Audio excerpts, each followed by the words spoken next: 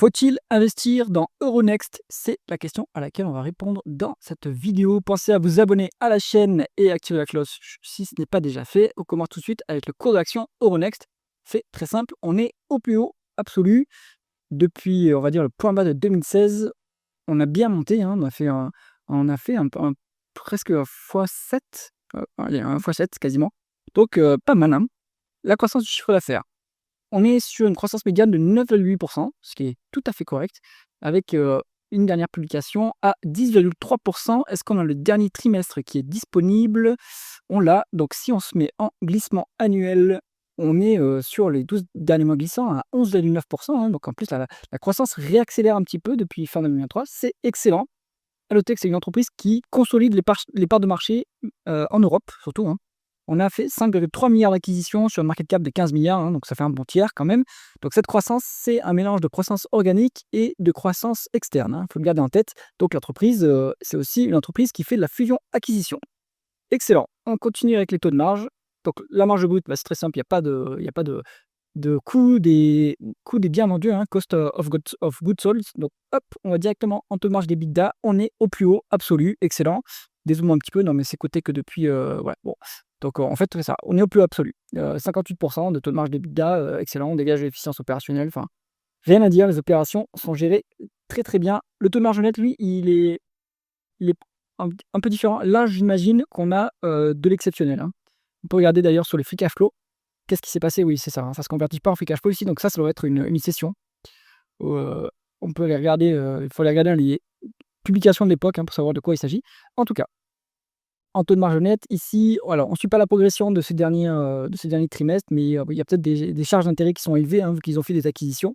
Donc ça peut expliquer ce taux de marge nette qui est, soit dit en passant, quand même assez exceptionnel à 36,3%, hein, donc c'est très, très bien.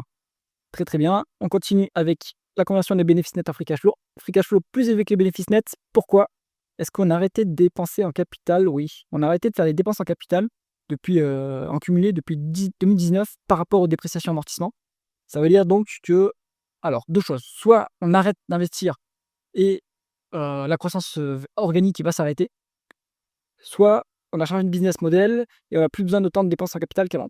Je pense que maintenant, on se tourne plus vers une croissance externe plutôt qu'une croissance organique. Parce que, on n'a plus besoin, en fait, une fois que vous avez développé votre moteur de cotation, votre place boursière et cetera, est-ce qu'il y a besoin de dépenser autant qu'avant? Je ne suis pas sûr. En revanche, vous avez, la possibilité, avec votre bonne rentabilité, ce qu'on va voir après, de racheter des concurrents et donc de consolider le marché. Mais du coup, ça passe pas par des CAPEX, hein, ça passe par, des acquisitions. Donc, ça se passe, plus bas dans le tableau de flux de trésorerie, les acquisitions d'immobilisation incorporelle. Donc, ça explique cette différence et du coup, on est sur une entreprise qui commence à dégager qui dégage sérieusement du flux, hein, depuis, quelques années. Excellent. Donc, on va regarder maintenant la rentabilité opérationnelle. On a vraiment les capitalistiques à 14,2% en médial, mais en fait, il n'a cessé de chuter depuis 2015. Donc ça, il faudrait expliquer pourquoi. Est-ce que la rentabilité s'est dégradée? Heu, point d'interrogation. J'ai pas la réponse, donc il faut aller voir, ce qui s'est passé dans les années précédentes. On a touché un point bas en 2023 et on remonte à 8,7%. C'est un peu décevant, je trouve, pour une entreprise qui est normalement pas très intensive en capital, hein. C'est quand même du logiciel, mais en revanche, ils ont leur data center, donc ça peut expliquer aussi cette dépense en capital. À vérifier, hein, donc cette utilisation de capital assez intensive. Donc on est à 8,7%. Je pense que c'est quand même, au-dessus de la croissance organique, donc ça leur permet quand même de dégager, des flux plutôt que d'en consommer pour financer la croissance. On regarde maintenant l'endettement du groupe. Alors, on se désendette depuis 2021. On rappelle, hein, en fait, en 2021, il y a eu une grosse acquisition. Alors, je me souviens plus, hein, ce que c'était, mais ceux qui savent, vous pouvez me le dire en commentaire. Mais c'est cette acquisition-là, hein. Donc, on a fait quand même, on est passé de 1 milliard à 5 milliards de cash acquisition. Là, on a fait 4 milliards d'acquisitions, hein, sur la période ici, donc ça a fortement fait monter la dette.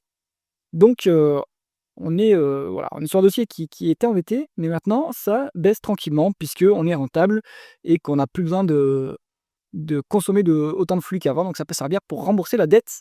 On est plus qu'endetté à 1,5 fois l'EBITDA, donc c'est très bien, c'est solide. Un peu plus de 2 fois les free cash flow, pas de problème. Donc la dette, c'est pas un sujet, elle va baisser tranquillement. On regarde la rémunération des actionnaires. Le rendement de l'actionnaire, il est à 3,8%. c'est intéressant quand même à ce niveau, hein, pour une société qui a quand même un peu de croissance. On est sur un dividende de 257 millions. Donc ça prend bien en rendement du dividende parce que le gros du rachat de la rémunération d'actionnaire passe quand même par les rachats d'actions, j'ai l'impression. Ça fait 1,7. Donc bon, le dividende, il n'est pas énorme, hein. On a un payout ratio par contre qui est quand même à 40-45. Donc ce dividende, il va pouvoir augmenter un petit peu, mais pas, des masses. En revanche, on a eu des rachats d'actions qui ont bien aidé, qui aident bien la rémunération d'actionnaire. Donc ça, c'est pas mal. Faut voir à quel prix sont faits ces rachats d'actions évidemment. Et ici, cette dilution, c'est l'acquisition, hein. On le rappelle, en fait, ils ont utilisé de la dette et ils ont en même temps fait, une dépense, une augmentation de capital. Si vous regardez ici, hop, on se met ici et donc là, ça correspond à cette période, hein. Hop, on a fait l'augmentation de capital ici. Il veut pas se mettre parce que ici je suis en full year, hein, mais si je me mets en quarter ici, tac, elle est là. Voilà. Donc voilà, augmentation de capital plus dette pour, faire l'acquisition. Mais donc ça peut se reproduire s'ils ont une énorme acquisition à faire, mais j'en doute quand même. Maintenant, je pense pour que ça soit, en fait, peut-être est-ce qu'ils vont faire une acquisition aussi énorme de 4 milliards? Est-ce qu'il y a des opportunités de ce genre, en Europe? À voir. Je connais pas assez le marché, hein, dites-moi si vous en savez plus, en commentaire. On regarde la valorisation maintenant, on va se mettre en valeur d'entreprise sur EBITDA et on est évidemment, on n'est pas décoté, hein, sur Euronext. Donc la médiane est à 12,3. Actuellement, on est à 16, donc on a une surcote de, allez, 40. C'est quand même un dossier de croissance, quoique c'est de la croissance externe, hein, c'est plus vraiment de la croissance organique. Si on prend le multiple, 12 mois, donc forward, on est aussi décoté, hein, donc il faut aller se projeter encore plus loin dans le temps pour, ne pas être, forcément, surcoté, hein, sur Euronext. On a un forward PI qui est calculé à 20. C'est pas très cher non plus dans l'absolu, hein. Si on se met ici, ratio court-bénéfice, tac. Là, on est, sur les 12 derniers mois, on est à 24,7. En 12 prochains mois, on est à 20.